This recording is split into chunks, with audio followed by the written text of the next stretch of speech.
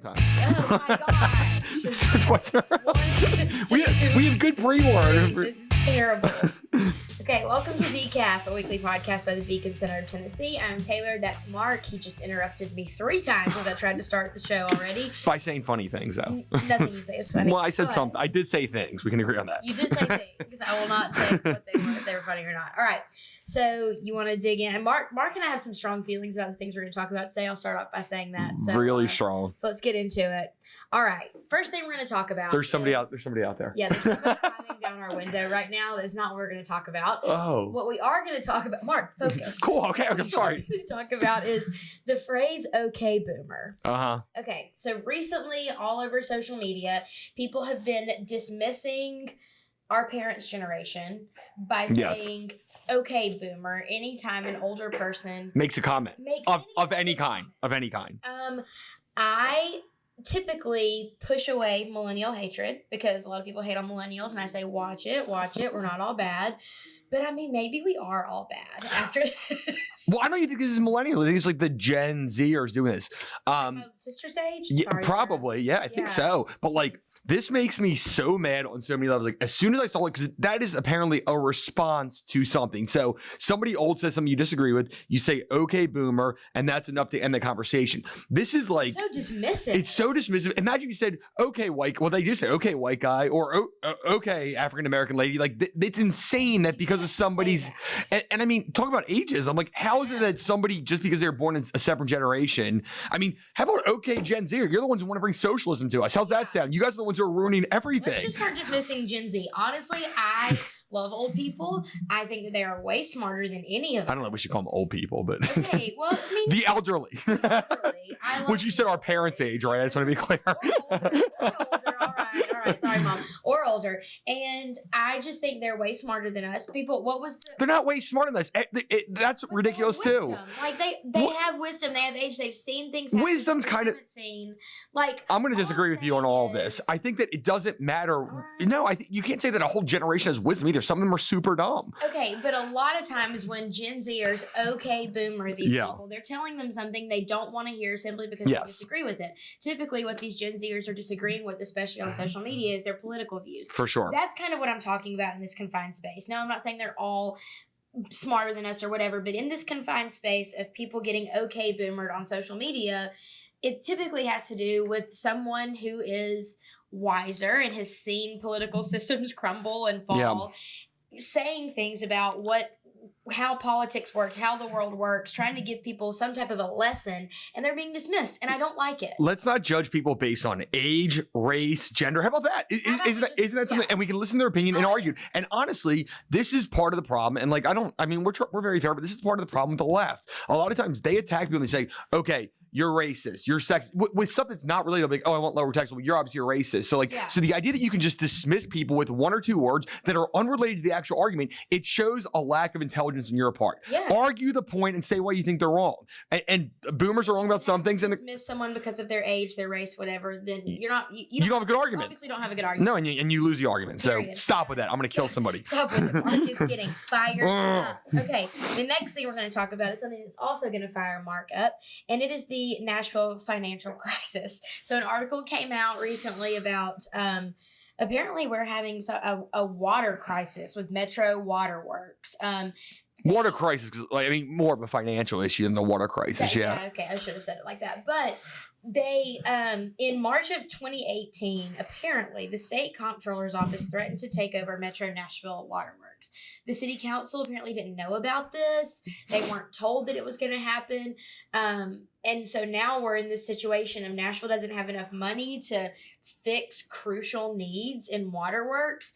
And Mayor Briley kind of kept it swept under the rug, or didn't even tell anybody, right? Didn't he kind of just like, "Oh, this is fine"? He kept it quiet. Then he ran for office again on this platform of making everything better and doing great. Obviously, the voters called a referendum on him and got him out of there. Called a referendum on all of his policies by booting him out like less than a full term. How long was 18 months? Was he? That sounds right. Yeah. Something wild like that. But it all goes back to, where is Nashville spending its money? like why are we having a crisis with something that directly impacts something that we all need and use on a regular basis when we're paying Amazon and Alliance Bernstein and all of these corporations to move into the city? Yeah, I mean, and on top of that, just like there's just terrible programs that both Mayor Barry and Mayor Briley continue that are just, if you look at them, like wasting money, whether it's departments that shouldn't be there in the first place. Like I remember there was some weird thing where they paid high school kids to get summer jobs. They actually paid for them to have jobs. So like the company, like they've done just so many things with our money that's just it's not the government's place. It's indefensible. It's honestly indefensible. And as much as, look, we're not going to trash Mayor Briley personality wise. I'm sure he's a fine guy, but like he has mismanaged our finances worse than maybe any politician in any major city in the country. And we just have a fundamental disagreement with him and with a lot of people, particularly on that we want to pay our bills and he doesn't. Well, yeah, it's a fundamental disagreement on the role of government. I say that a lot to a lot of my friends who lean more left and think that the government should take care of all of our financial woes. Is we just have a fundamental disagreement on the role of government. But it's more than that. Government is to take care of making sure we have water, like infrastructure, water. Yeah, use my tax dollars for that. Don't use my tax dollars to pay high school kids to get jobs when they can go get a job and get paid to do a job, or pay for all these corporate welfare deals, or by all means a soccer freaking stadium. Yeah, Are you kidding me? Your point is right, because I mean we do it, but like there's also the idea of like even with those disagreements, you need to balance a budget. Lori Lightfoot from Chicago is a major liberal, and she's like, look, I would like these things too, but we just don't have the money. So just being financially like competent, not even competent, just like mediocre, Yeah. could show you like even though you want these things, you need to figure out a way to like it would, if they raise more tax dollars and then did that, we would disagree, but like that's a fundamental like difference. The idea is that he is just doesn't know he doesn't understand accounting, he doesn't understand math, he doesn't understand finances. Fiscal sensibility is not that hard to no do. All right, mediocrity, not even sensibility. Mediocrity. We're not asking for that much. All right, the next thing we want to talk about, we're going to switch to something funny. Oh gosh. This is you, by the way. This is also, all her. Okay, I just need to start off this segment by apologizing to my mom. My mom did not raise me to be the kind of young woman who talks about potty talk, but potty talk. What are you, a 90-year? Okay, boomer. I cannot resist this one. Ericks Falwell, former presidential candidate. I think he maybe from California. Yeah, maybe hit 1% at some point. Who knows? Stand him, honestly. This couldn't have happened to a better guy. He did a television interview yesterday, and apparently he had something for lunch that disagreed with him. Oh gosh. And he ripped one on live. Maybe. Okay, hold on. We need to be fair about this. That's what you think happened. So there was everyone thinks happened. Doesn't not hit. Okay, so this is what happened. Watch the video. Okay, before basically he was doing an interview with Chris Matthews. Yeah. Who's the whatever. I'm not going to talk about Chris Matthews, but there was a really loud sound in the middle of the interview that sounded as if somebody had passed gas. And then he paused. But honestly, I don't think he did it. I think it was Chris Matthews. Okay. Do you see the way Chris Matthews looks like he would pass gas like that? He looks like it. Yeah. And Ericks Falwell, I mean, he is a weirdo. Like, but can't stand it. Maybe it was him, but we don't know who it was. That like you're okay. There's so my point is, and Mark and I have talked about this. My point is, if you're doing something and somebody else rips one, yeah. You're gonna laugh. Or be like, what just happened? Yeah, he didn't laugh. But he did pause for a second. He got a little deer in the headlights, and then he kept going like maybe they won't hear it. It was the gas heard round the world. It was something else. And I will say that he said if you haven't seen it, watch it. He said he had. I don't know what you think. He said he didn't hear a noise, and he did clearly pause. So because of that, I'm like, well, you aren't. But I mean, I feel like at this point it's like a fourth grade. It's like, oh no, that wasn't me. That was him. That was him. I don't know anything. Oh, I don't smell anything. What are you talking about? Yes. What's the thing that we say as kids? Whoever denied it supplied it. No, whoever smelled it dealt it. Oh. What do you? Well, I mean, I guess yours works too, but yours sounds like a more like 25-year-old version of it, a more educated version. Yeah, supplied and.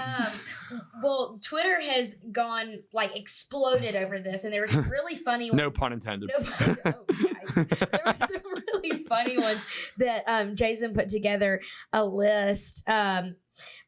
Give us like the top 3. Yeah, okay. So the first thing is the hashtag Fartgate is trending, which I think is not clever. I think is really, really funny.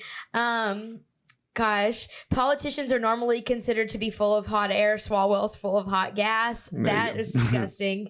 And then my favorite one is Ericks Falwell's farts are currently polling higher than Kamala Harris. That's really funny. And then there have been some comments about the whistleblower. We know who yes, that makes sense. That was funny. But anyway, we want to know if you think it was him or not him. It was somebody. It was definitely somebody. Okay, last thing we're going to talk about. How do you go after that? Talk about media trending. So I guess about a week ago, 2 weeks ago, on Jesse Waters' show, a former soldier went on the show to talk about his dog and all these military dogs that were training, and he asked Jesse Waters if he could say something before he went off, and he was talking about the dog. Oh yeah. You shouldn't have this dog, and you should have this dog, and Epstein didn't kill himself. And he just slipped it in there in this segment, and it went absolutely viral. Well, he said, "Can I say one more thing?" and then talked about a bunch of real important things, and then just slid that in the very end where it's like it was almost not noticeable. Epstein didn't kill himself. Okay, so honestly, in all of my life, I have never seen something go as viral as the Epstein didn't kill himself thing. And now Fox News came out with a report today. I'm sure a lot of other outlets have it too, but not just Fox I saw the Fox News article that the prison guards falsified their reports. Yes. And they were not checking on him, and they had not done the... Yeah, they're supposed to check on him every half hour, and the idea is they had not done that. They basically lied to say they had. They had not done that. Yeah. So I do believe in the power of the internet. I really think that when people all are causing something to go viral and blow up, that people take notice and things happen. Sure. For better or worse. Usually worse. Usually worse. Do you think that so a few weeks ago we did talk about... That was a while ago. That was like the day it happened, right? Yeah, that was like the day it happened, yeah. We were drinking beer and we were talking about conspiracy theories.